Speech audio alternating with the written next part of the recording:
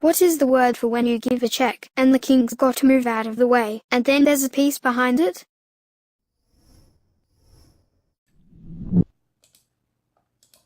Thanks for the introduction, Chloe. So what exactly is a skewer?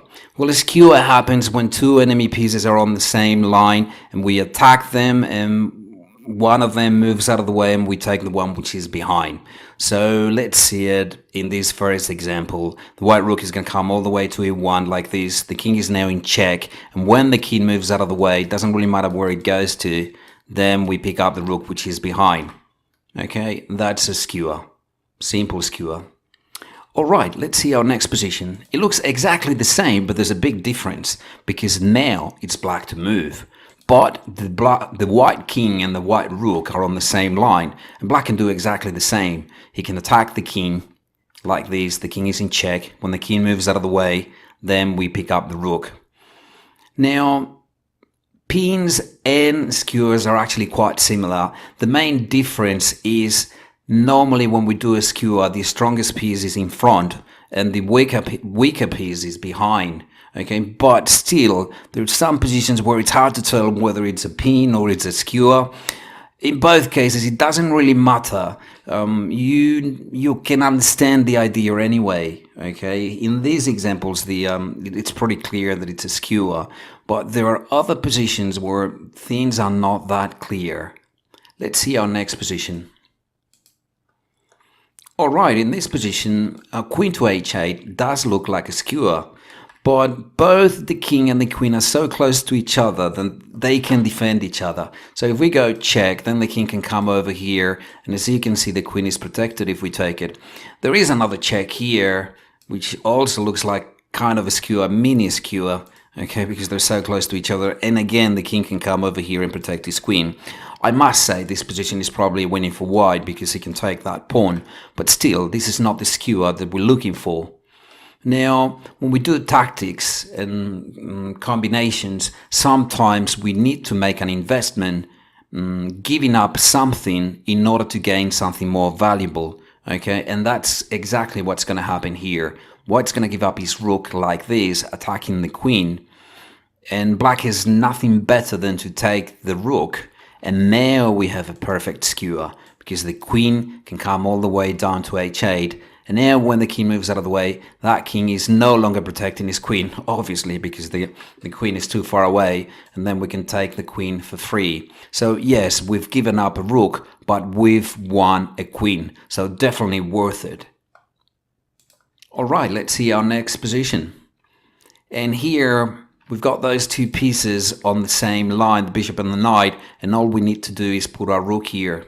Okay, and this is a skewer. I guess you could also call this a pin, because if the bishop moves out of the way, the white rook can take the knight. So I guess you could say that that bishop on d5 is pinned. Okay, it doesn't really matter what you call this one. Okay, but in both cases, whether it's a pin or a skewer, white's winning a piece, and that's all it matters. All right, let's see our next position. Now, when we do tactics in chess, it's important to calculate what happens in the resulting position. So with white to move here, it does look like white's getting his piece back because right now he's a piece behind. So after rook here check, the king's gonna have to move, and then the white rook can take the bishop. But if you stop there, chances are you'll be making a mistake. Well, actually, not chances. I mean, it's 100% sure you'll be making a mistake. Let's see what happens. Check. It's a skewer. The king moves out of the way, and then we take. But if you didn't calculate this position ahead before it actually happened, then this is what would happen next. It is black who has another skewer now, and this time white's losing his rook. And in the final position, white is completely lost. Whereas here, if he hadn't taken the bishop, then he's got excellent drawing chances, because a bishop and the rook against the rook normally is not good enough to win the game. Alright, let's move on.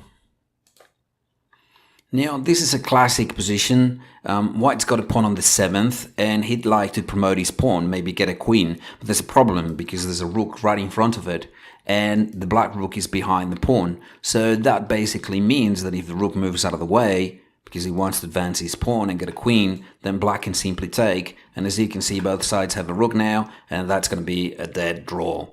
However, White's got this skewer trick. By moving his rook all the way over there.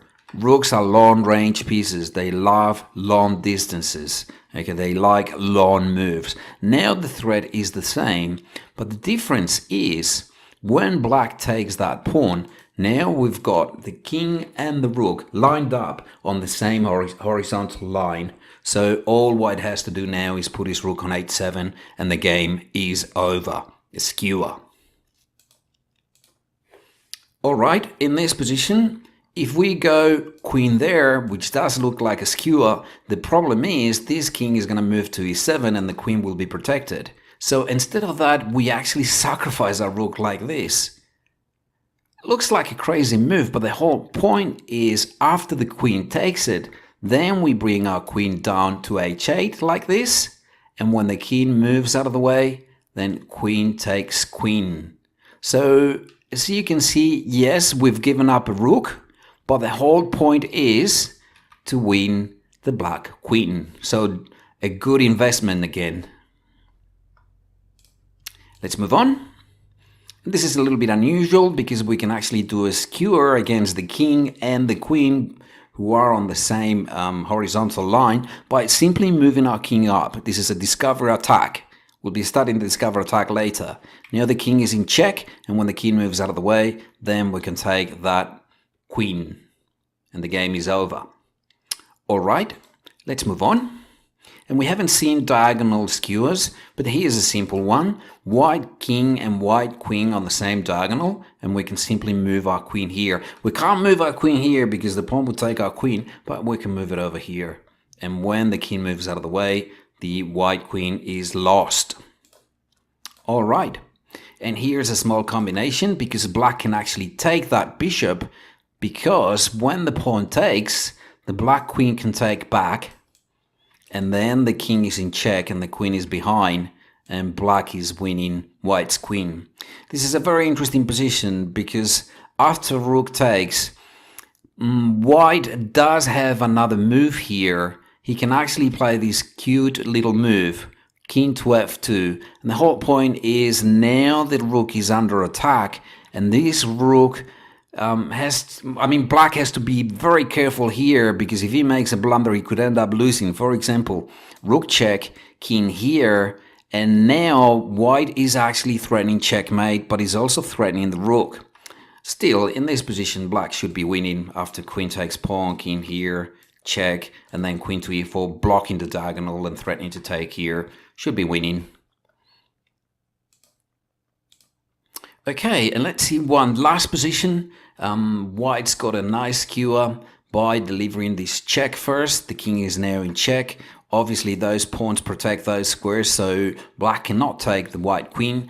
And when the king takes that pawn, then we've got two black pieces lined up on the same line, same diagonal this time, and white can go queen to g3 check, and when the king moves out of the way, queen takes queen, winning. Okay, that just about concludes our lesson on the skewer.